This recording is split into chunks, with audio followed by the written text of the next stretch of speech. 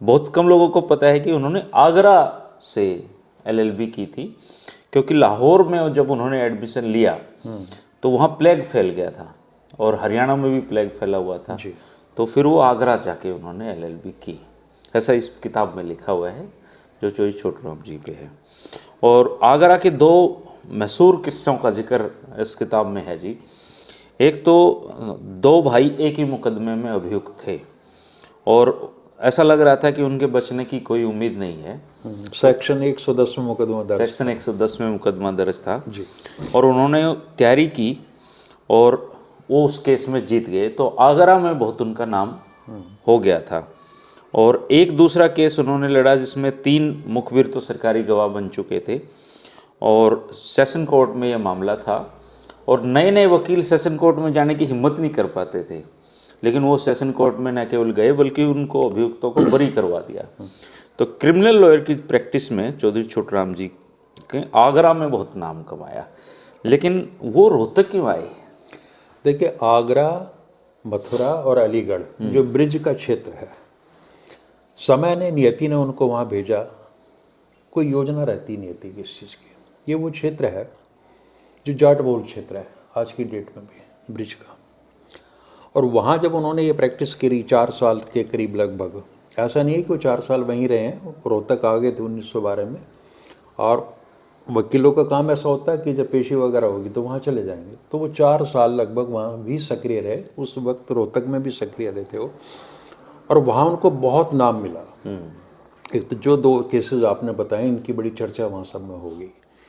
रोहतक में जब वो आए हैं तो उनको ये लगा कि वो एक ऐसा दौर था जब वो ये सोचने लगे थे कि ये जो मैं जिस काम में आया हूँ प्रोफेशन में, ये ठीक है, इससे मेरी दाल रोटी चलेगी, बट जो मेरा लक्ष्य है कि न्याय दिलाने का, जो वंचित लोग हैं, परेशान लोग हैं, जिनके जीवन में संकट हैं, बहुत तरह की परेशानियां हैं, जो जुल्म सह रहे हैं, जो भेदभाव का शिकार है, उनके लिए एक बड़ी लड़ाई लड़ने के लिए मुझे कुछ और करना होगा। और जाहिर सी बात है कि उनके लिए ये सूट करता है कि वो रोहतक आएँ, चूँकि रोहतक के हालात पर हम पहले बातचीत कर चुके हैं सारी, कि कैसी सामाजिक और आर्थिक परिस्थितियाँ थीं। तो उनको ये लगा कि मैं रोहतक अपना बेहतर कंट्रीब्यूट कर सकता हूँ, इसलिए वो एलएलबी तो उन्होंने कर ली थी 1911 में जी।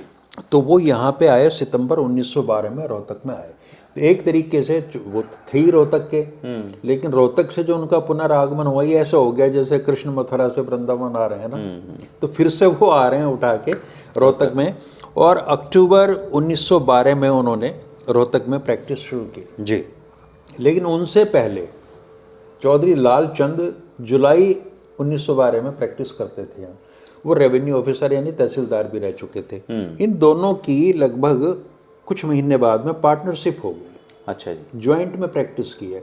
तो लालचंद तो आमतौर पे चूँकि वो उनका संबंध तहसीलदार रहे थे, रेवेन्यू से था, माल से, तो वो रेवेन्यूज़ के केसेस लेते थे और चौधरी छोटूराम केसेस लेते थे सिविल के और क्रिमिनल्स के। जी।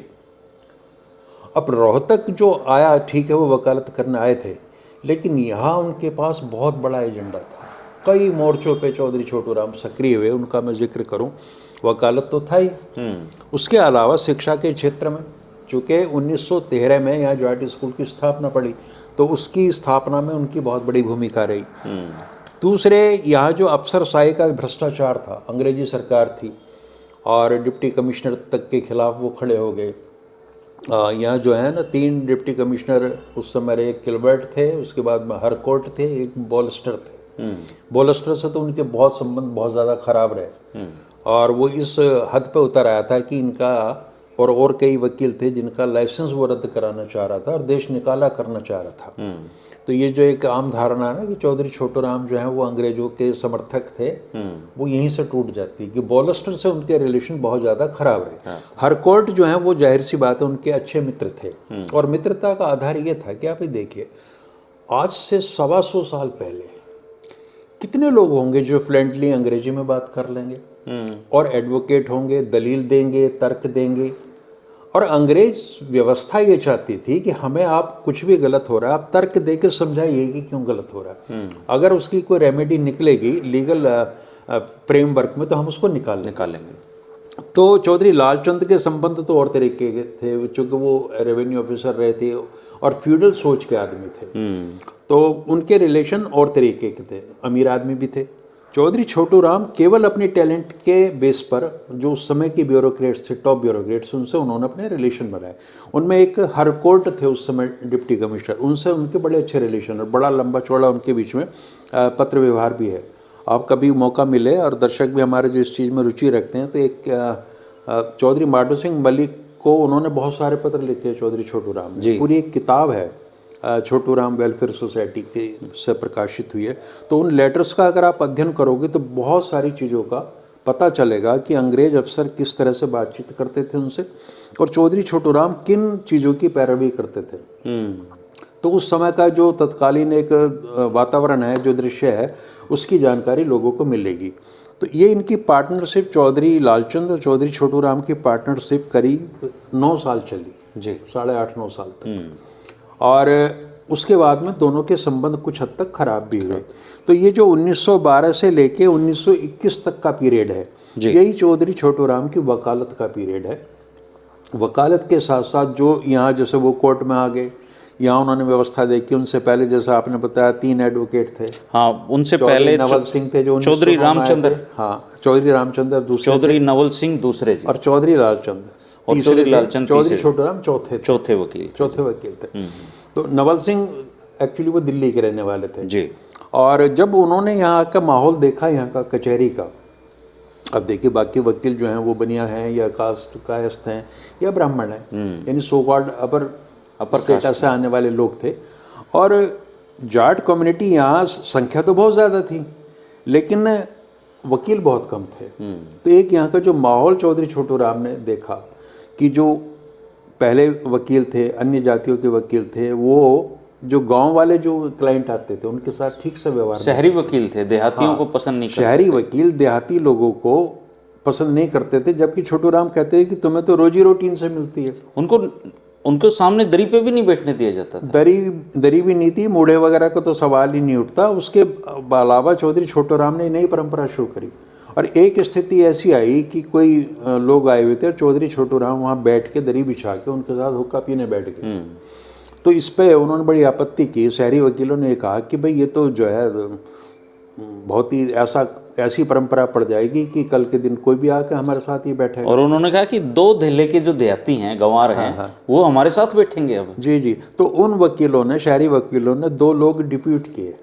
एक चौधरी रामचंद्र थे उनमें, जिनका जिक्र आपने किया, और एक मिस्टर बिसिया थे वकील। उनको ये जिम्मेवारी दी कि आप चौधरी छोटू राम को समझाओ कि ये जो क्लाइंट्स आ रहे हैं गांव से, इनके साथ इस तरीके से मेलजोल ना करें और इतना सम्मान इनको दें, इनको इनकी औकात में रखना चाहिए। तो मिस्टर बिसिया और रामचंद्र जी जाते हैं वहाँ। तो चौधरी छोटू राम ने कहा कि रामचंद्र आपसे तो बाद में बात कर लेंगे, मिलते रहोगे, घर का मामला। और मिस्टर बिसिया को ये कहा कि भाई आपने कहा कि हुक्का ना पियो, अगर आप ये कहो कि हुक्का बहुत बुरी चीज़ है और इसको छोड़ देना चाहिए तो बड़ी अच्छी बात है, सब लोग छोड़ देंगे। आप कह रहे हो कि इनके साथ ना पियो, बोले ये इनके जो है ना, ये मेरे समाज के लोग हैं, इनका हुक्का और मेरा हुक्का साझा है। कास्ट के साथ हुक्का पी रहा है, ब्राह्मण के साथ पी रहा है, बनिया अगर पी रहा है तो बनिया के साथ पी रहा है, तो मैं अपने लोगों के साथ अगर बैठ के हुक्का पी रहा हूँ तो इसमें आपत्ति क्या है। हाँ, सिद्धांत रूप में अगर आप इस चीज़ का विरोध करें कि धूम्रपान के हम खिलाफ है तो उसका कोई अर्थ होता। तो मिस्टर बिसिया अपना चुपचाप चले गए। तो उस समय शहरी वकीलों को ये एहसास हो गया कि ये व्यक्ति जो है मानने वाला नहीं है। तो जो मैं कह रहा था ना कि कई सारे मोर्चे ऐसे थे, सामाजिक मोर्चा था, उसके अलावा यहाँ पे वो जाट गजट उर्दू में निकालते थे। ठीक है, अफसरशाही के खिलाफ उसमें बहुत आर्टिकल लिखते थे। एक उन्होंने लिखा था ठगी बाजार की सैर, एक लिखा पुलिसगंज की सैर। तो उसमें प्रशासन के और पुलिस प्रशासन के भ्रष्टाचार को उजागर करते थे और जाट समाज के उत्थान और समाज के जो सम्मान का बीड़ा उन्होंने उठा रखा था। तो कितने सारे मोर्चों पर चौधरी छोटू राम काम कर रहे थे और उनकी उम्र देखिए आप, 32-33 साल का नौजवान। और ख़ास बात यह है कि जी कहते हैं कि जिस इंसान का उसूल ना हो, हाँ, वो इंसान ही नहीं होता। जी। और उनके वकालत के 5 सिद्धांत थे। हाँ बिल्कुल। जो 5 सिद्धांत जो आजकल के वकील भाई हैं उनके काम आ सकते हैं। वो कहते थे कि छल और कपट के जरिए मुवक्किल को ज़्यादा से ज़्यादा कमाने की नीयत से काम नहीं करना चाहिए, ठीक, और ईमानदारी से काम करना चाहिए।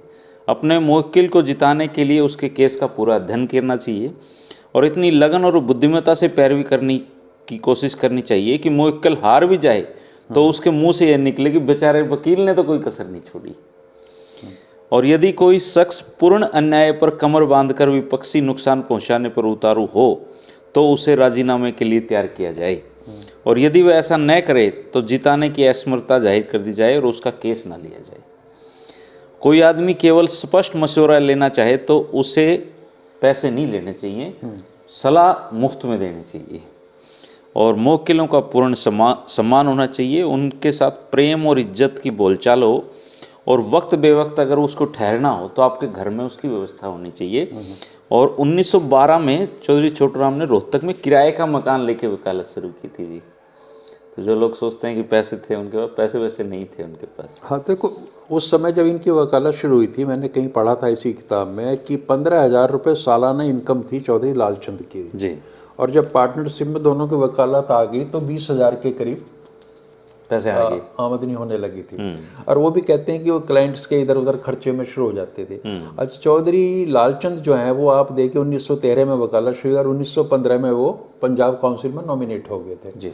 और रिक्रूटमेंट बोर्ड भी के भी मेंबर थे, क्योंकि उस समय जो है ना फर्स्ट वर्ल्ड वार चल रही थी और फर्स्ट वर्ल्ड वार में गांधी जी का ये समझौता अंग्रेजों से हुआ था कि हम इसमें भर्ती कराएंगे।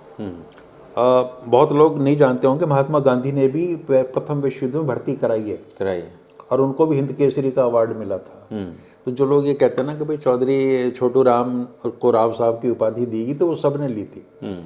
और उस समय लक्ष्य यही था कि जो हमारे हिंदुस्तानी भाई लड़ रहे हैं विभिन्न मोर्चों पे दुनिया भर में, उनकी मदद की जाए। तो रिक्रूटमेंट बोर्ड से भी उनको इनकम होती थी, पंजाब काउंसिल के मेंबर थे चौधरी लालचंद, उससे भी इनकम होती थी। और आप देखेंगे कि पार्टनरशिप का क्या समझौता है। लालचंद जी ने ये कहा चौधरी छोटू राम को कि जो मेरी इनकम है जो बतौर मेंबर मुझे पंजाब काउंसिल से मिलती वो प्लस जो रिक्रूटमेंट बोर्ड की है वो मैं आपके साथ आधी करूँगा। चौधरी छोटू राम ने कहा मेरा उसमें कोई लेने देने नहीं, आधी किस लिए करोगे आप। तो उन्होंने मतलब आप ये देखिए कि लालच की भावना ही नहीं है कि जो आप कर रहे हैं बतौर पंजाब काउंसिल के मेंबर वो आपका काम है, रिक्रूटमेंट बोर्ड का है वो आपका काम है, मुझे तो अपनी जो प्रैक्टिस है उसी में से साझेदारी उन्होंने की। तो ये जो उसूल आपने बताया ना 5, उसके अलावा ये भी एक बड़ा इम्पोर्टेंट उसूल था। और चौधरी छोटू राम को ये लग रहा था एक जैसे एक गोहाना के केस की आपको जो पता ही आपने पढ़ा होगा कि वो एक औरत का केस था कि किसी ने ज़मीन पे करीब 3,000 कर्जा लिया था और 30,000 लौटा दिए थे 3,000 के। उसके बाद में उसकी जो ज़मीन थी वो करीब 300 बीघा ज़मीन थी, उसको भी जज ये कह रहा था कि ये इसको खारिज करके दे दी जाए। तब उन्होंने जज से ये कहा कि भाई ये तो पूरी तरह से अन्याय है, इस तरीके से कैसे होगा कि उसका तो रोजी रोटी का सारा छूट जाएगा। 3,000 लिए थे, 30,000 दे दिए और अब आप उससे सारी ये चीज़ें छीन रहे हो। तो उन्होंने कहा भाई ये जज बोला कि मैं कानूनी रूप से इसको नहीं कर सकता। तब उन्होंने कहा था कि एक दिन वो आएगा कि मैं इस सारी व्यवस्था को ख़त्म करूँगा, मतलब ये संकल्प उन्होंने करी जी उन्होंने। तो वकील रहते हुए तो आप इंडिविजुअल 1, 2, 4, 5 केसेस लड़ लेंगे। तब उनको ये लगा कि वकील के रूप में जो मैं कम लोगों को जस्टिस दिलवा पा रहा हूँ वो बहुत कम संख्या है। अगर कोई बड़ी भूमिका में मैं आऊँगा तो मैं बड़े स्तर पे पूरे के पूरे जो सोसाइटीज़ हैं, जो क्लासेज हैं, उनके काम आ सकता हूँ। और ये वो चीज़ थी जो उनको राजनीति की ओर ले गई। उनको ये लगा कि जब मैं सिस्टम का पार्ट बन जाऊँगा, और सिस्टम उस समय ब्रिटिश सिस्टम था, काउंसिल्स थी, और महात्मा गांधी का ये समझौता हो गया था कि आप भारतीयों का प्रतिनिधित्व अपनी नौकरशाही में करो। तो लोग इस चीज़ को ना बिना समझे पिल पड़ते हैं इस चीज़ पे अटैक करने के लिए। आपको मैं बताऊं, प्रथम विश्व युद्ध से लेकर जो हमारे देश की आज़ादी तक का वक्त है, एक्चुअल में ठीक है, इसमें महात्मा गांधी के आंदोलन हुए हैं, डिसोबीडियंस का आंदोलन हुआ है, क्विट इंडिया भी हुआ है, लेकिन आम तौर पे यहाँ जो सरकारें बनी हैं जी उसमें भारतीय राजनीतिक दल शामिल होते थे और लोग शामिल होते थे। तो ऐसे लोग जिन्हें ये लगता था कि हमें अपने क्लास को या अपनी कम्युनिटी को जो इनजस्टिस हो रहा है, डिस्क्रिमिनेशन हो रहा है, उसके खिलाफ अगर हमने कोई लड़ाई लड़नी है, जैसे डॉक्टर अम्बेडकर ने लड़ी, तो हमें सिस्टम का पार्ट बनना पड़ेगा। चौधरी छोटू राम का एज ए वकील, एज ए एडवोकेट जो करियर था वो 9-10 साल का ही है। और उसमें ये कुछ घटनाएं हुई जिसने उनके जो विचार था उनका उसको एक नए डायमेंशन दिए और एक लड़ाई का मादा दिया अलग तरीके से। तो चौधरी छोटू राम का वकील के रूप में और उसके अलावा ये जो 7-8 चीज़ें मैंने आपको गिनवाई, ये जो मोर्चे थे जिस पर वो लड़ रहे थे, ये कोई छोटी उपलब्धि नहीं है। आज के दौर में सब कुछ चीज़ें सबके पास हैं, सुलभ है, लेकिन क्या कोई वकील ऐसा हो सकता है जो 4-5, अच्छा उसके साथ साथ वो कांग्रेस में एक्टिव थे, कांग्रेस के वो जिलाध्यक्ष रहे हैं 1917 से 1920 तक, और उन्होंने कांग्रेस जो है महात्मा गांधी के असहयोग आंदोलन से सहमत ना होने की वजह से छोड़ी। और लगे हाथ में आपको बता दूं, उन्होंने जो जाट उर्दू गज़ट अखबार निकाला था, उसके लिए भी उनको 1500 रुपये उन्होंने इनके एक मित्र ने दिए थे, वो मातन हेल के थे, चौधरी कन्हैया लाल, बतौर ये दिए थे कि मैं लूँगा नहीं, आप इससे अपना अखबार निकालिए। और उस अखबार को उन्होंने टूल बनाया उस समय के भ्रष्टाचार और अफसरशाही के खिलाफ। अफसरशाही इतनी हावी थी कि मैंने इसी किताब में पढ़ा कि एक ऐसी चीज़ें मान्यताएं स्थापित हो गई थी, लोग कहते थे कि हाकिम के पीटे का और कीचड़ में फिसलने का डर नहीं, मतलब आत्मसम्मान खो दिया था लोगों कतई। और दूसरी बात ये थी कि अफसर के अगाड़ी और घोड़े के पिछाड़ी से बचना चाहिए। तो ये दो कहावतें ऐसी थी जिनसे ये सिद्ध होता था कि उस समय आम आदमी के मान सम्मान कुछ था ही नहीं जी। और इसके प्रति इस जो अत्याचार था इसके खिलाफ लड़ाई लड़नी थी, और ये लड़ाई आप केवल वकील बन के नहीं लड़ सकते। तो मेरे कहने का आशय ये है कि आप ये देखिए, आप उनकी क्षमताओं का आकलन कीजिए कि कितने मोर्चों पे, जी 6-7 ऐसे मोर्चे हैं जिस पर लगातार उन्हें संघर्ष करना पड़ रहा है, सतत संघर्ष करना पड़ रहा है। और एक हालत क्या थी कि अंग्रेज तो ये सोचता था कि इंडियंस बहुत छोटे हैं, इनमें कोई लायकी है ही नहीं, किसी तरह की योग्यता नहीं है, ये द्वयम दर्जे के लोग हैं। और हमारे अपने समाज में कुछ ऐसे तबके थे जो ये मानते थे कि जो गांव के लोग हैं विशेषकर, उन्हें कोई अकल नहीं है, समझ नहीं है, वो लड़ाई नहीं लड़ सकते, उनको पढ़ना नहीं चाहिए, उनको आगे नहीं आना चाहिए। तो इतना ज़्यादा डिस्क्रिमिनेशन था, इतनी ज़्यादा सामंती सोच का प्रभाव था कि ऐसे में एक सामान्य परिवार से आए चौधरी छोटू राम, मैं तो कहता हूँ कि अगर आप सोच के देखिए कि ऐसे लोग 100-200 क्यों नहीं हुए। महापुरुष तो 1-2 ही होते हैं ना, गिर पड़ के हमें देखना पड़ता है कि इतना ज़्यादा समाज में अत्याचार है, लेकिन उसके प्रतिकार के लिए 1 या 2 व्यक्ति पैदा होता है। एक उस दौर का एक प्रसंग भी है जी। गुड़गांव के अंग्रेज कमिश्नर होते थे कर्नल इलियस्टर, वो इस एरिया में शिकार करने के लिए आते थे। मोर वाली बात, शिकार भी करते थे, वो मोर का करते थे। जो एरिया है ये योद्ध गणराज्य से संबंध रखता है, और मोर यहाँ पे हमेशा पवित्र पक्षी माना जाता है। और आपने अगर देखा हो, आप जब यहाँ आए थे रोहतक में पढ़ाई करने मेडिकल की, तब कई लोगों के घरों पे आपको मोर की आकृतियाँ लगी दिखी बिल्कुल थी। और हमारा राज्य पक्षी आज भी हरियाणा का मोर है। तो उन्होंने जाट गजट में उसका खिलाफत की उस चीज़ की, और डिप्टी कमिश्नर उससे बहुत परेशान हुआ, उसने कमिश्नर और गवर्नर को शिकायत की, लेकिन चौधरी छोटूराम ने माफ़ी नहीं मांगी किसी भी कीमत पर। और हाल ये निकला कि उनको मोर का शिकार यहाँ पे बंद करना पड़ा। तो आप ये देखिए कि जो लोग अंग्रेज प्रस्त होने का उन पे आरोप लगाते हैं, वो तो अंग्रेज़ों से लड़ाई लड़ते थे और सीधा कमिश्नर से लड़ाई थी। उस दौर में कौन पंगा लेगा। नहीं, जो अंग्रेज परस्ती की बात होती है ना, इसको भी हम लगे हाथ बातचीत कर लें कि आप देखिए, एक देश है, उसमें एक सरकार काम कर रही है, ब्रिटिश सरकार काम कर रही है, और वो पहले ईस्ट इंडिया कंपनी से होते हुए ब्रिटिश ताज का शासन आ जाता है, और उसके बाद में तो ये जो आपके मार्ले मिंटो रिफॉर्म्स के बाद में तो पूरी तरीके से इंडियंस उसमें भाग ले रहे हैं, पॉलिटिकल पार्टीज बन रही हैं।